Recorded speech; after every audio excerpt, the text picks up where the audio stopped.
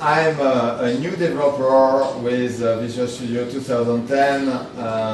I will start my development in September because I suppose you will launch Intel Parallel Studio 2 in September or November, it depends. Finally, I have a lot of possibility. I can start with PPL, or maybe TBB, maybe Cilk, maybe OpenMP3. My question, okay, you come from Intel, you work for Intel, but for you, which kind of advice you can give us for a C++ developer who won't make parallelism inside a new code or legacy code? What's your opinion? For legacy code or for new code? First for new code and after legacy code.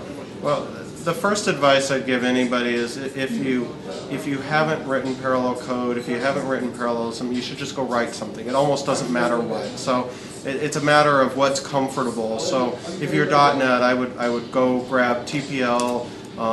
If you're using Link, I'd look at P-Link. I'd do that and just go write some code. You're going to learn a lot. Okay. If you're a C programmer, go look at threading building blocks or go look at PPL. If you're scientifically oriented, maybe you slant off to OpenMP. You're going to learn a lot by writing some code and experimenting.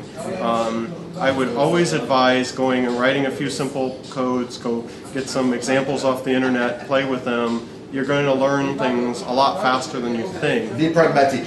Yeah, okay. Yeah.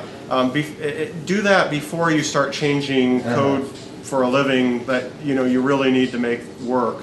The next thing I'd look at is I try to decide how I think I'm going to modify the code. Now this is one of the biggest challenges is where's my opportunity for parallelism? Usually I think there's either two opportunities. You either want to create a lot of different tasks. Your program has lots of things to do, they're independent, or you're going to take something that processes a lot of data and break that up. For loops. If you're after for loops, if it's a scientific app, I go after OpenMP. If you don't feel it's scientific as much, I'd look at a parallel for, depending on the language. If it's .NET, use TPL.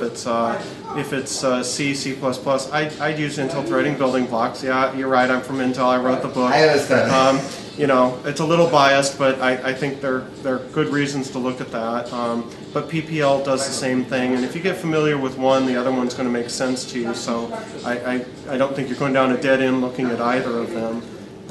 That's what I'd look at those first. I think threading building blocks and PPL and TPL are fantastic places to start. After you get an appreciation for that, you'll start to understand some of the additional data parallel things that we may be able to offer in CT. And this fall, I hope that Cilk becomes an option when we introduce Cilk for some programmers to look at. I think Cilk will. Our hope with Cilk is that it'll make a lot of sense on how to take an existing program and make very simple changes that I can explain in advance. One of our challenges to break the code. Yeah. Okay. Yeah, exactly. Okay, I would like to say thank you very much. Oh, my pleasure. Really. I suppose your advice will be very great for C++ and even .NET developer. Thank you very much. Thank you.